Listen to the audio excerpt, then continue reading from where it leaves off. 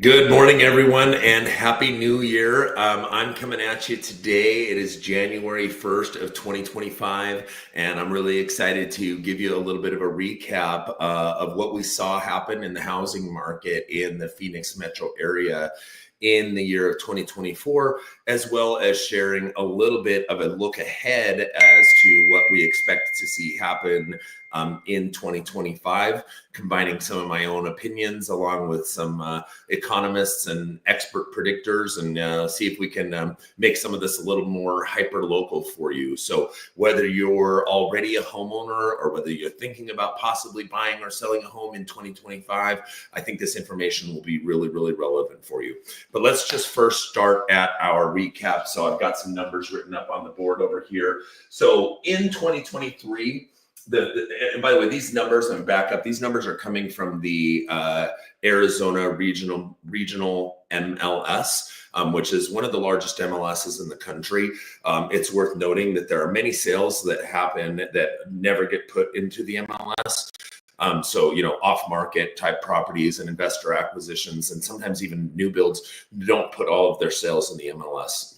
However, it is such a large sample of data that it's still able to give us a very, very solid and predictable look at what the market is doing as a whole, because the percentage of deals that are happening outside of the MLS is relatively small in comparison to what's happening in the MLS. So we can still kind of use those numbers to look at the trends. So if we look at 2023, we saw 72,446 homes close in 2023 units.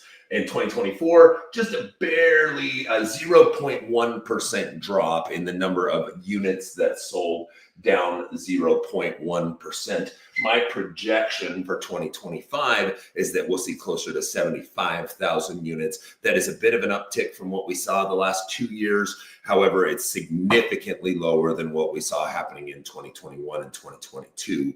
And that's as far back as I looked, but I'm quite confident it would also be much lower than what we saw in 2019 and 2020. The number of units that are closing right now is near all-time lows. We haven't seen this few homes selling nationally since roughly the mid-1990s. But when you consider how much the population has grown, very, very few units are selling across the country right now.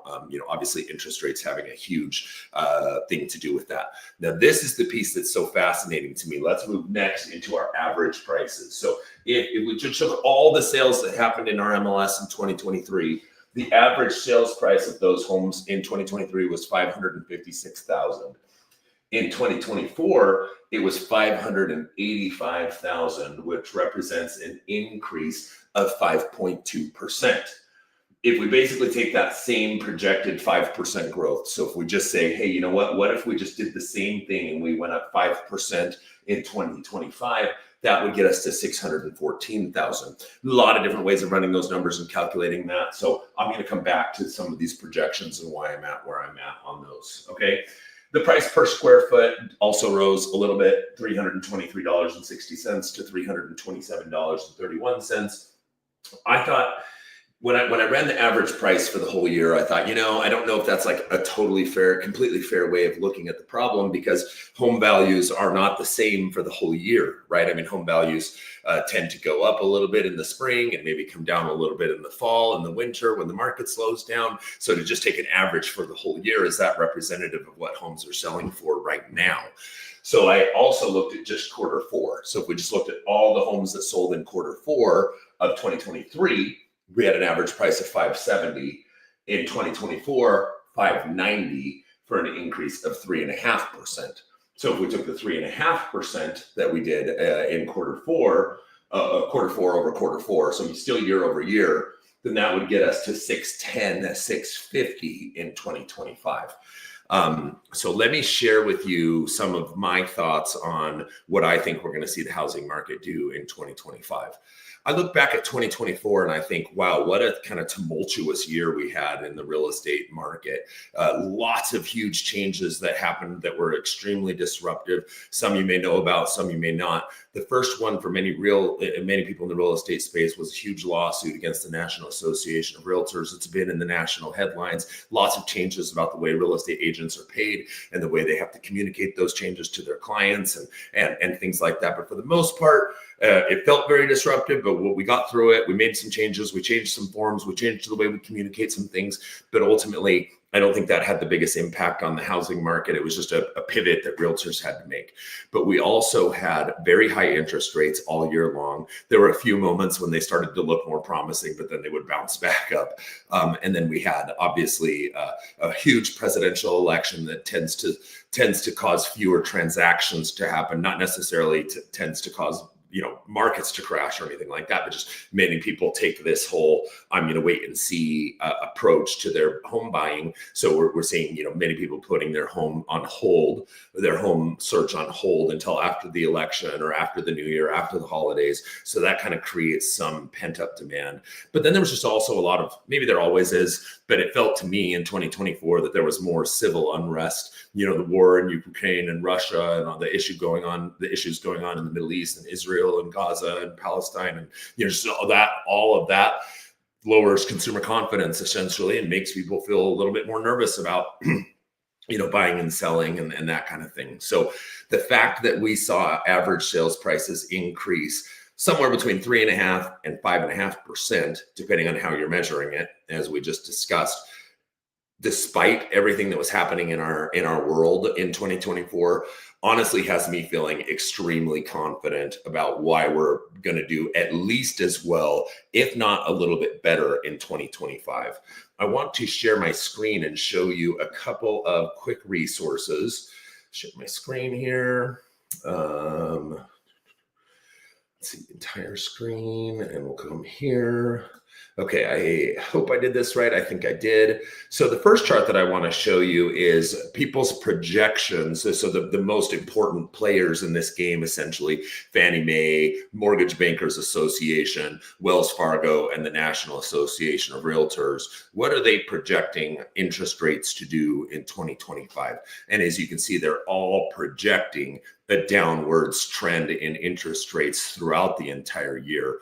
That will be, if that is correct, that alone, that one change right there will cause a significant improvement in our real estate market. As affordability improves, more people will be able to buy. As more people are able to buy, the more upwards pressure that puts on house prices. Now, you might be asking yourself, well, how on earth is it possible that home prices are rising when affordability is so poor? And essentially what it comes down to is a lack of inventory. For the number of homes available for sale still is not so excessive to where buyers have this huge upper hand in their negotiation tactics. One other layer to this that I think is really important is new builds. Well, depending on what part of the valley you're in, but I'm close. I'm in Gilbert technically, but I'm close to Queen Creek. And then of course, right from there, you've got Santan Valley and East Mesa. It's like nothing but new construction in these areas if you're around them. And the builders are doing what it takes to get their homes sold. But interestingly, they're not doing a ton of price dropping. They're keeping their prices high. What they're doing is they're offering huge incentives. Hey, come buy a home with us, use our preferred lender. We'll cover all your closing costs and buy your interest rate down to 5% or 4.5%, or we have one deal going right now at 3.99%. And that's on a 30-year fixed rate mortgage. So basically, many of these big builders are saying, hey, we'll take a loss on this loan. We'll lose money to get this loan done so we can get the home sold.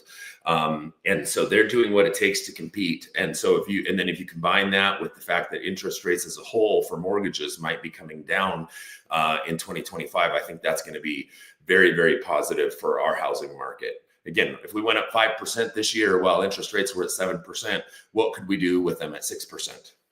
And then the other resource that I thought I would share is a lot of the same players, but adding a few: Goldman Sachs and HPS and Morgan Stanley and NAR, Freddie Mac, Moody's. What are they all projecting? Now, this unfortunately is a national number, but they are all projecting nationally home values will continue to increase in 2025. And so if you, and of course, the average of all 10 of them is coming out at 2.6%. So, no one, of course, has a crystal ball. let's see, I'm trying to figure out how to stop my screen share. There we go. No, nobody has a crystal ball and we don't know for sure, but I can share it with you from my perspective. If you just look at, we still don't have a ton of homes for sale compared to how many people live here, the population of the Phoenix metro area, how many people would like to buy a home, and then how many people are rate locked. There's still a ton of people who maybe would want to move if they could, but it just doesn't make sense for them to give up their incredible 3% interest rate and exchange it for a 6 or 6.5% interest rate.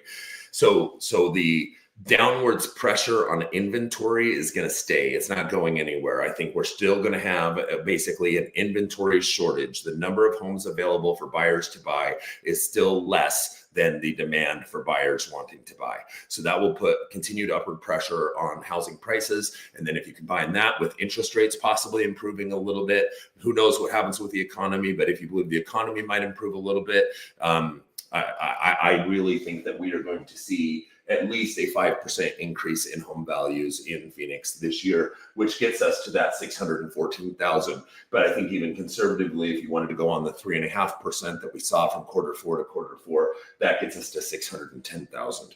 So if you're one of the buyers who's been kind of sitting around waiting for the market to get more affordable, well, interest rates might get a little bit better, but ultimately I think prices are going to stay high and continue to rise.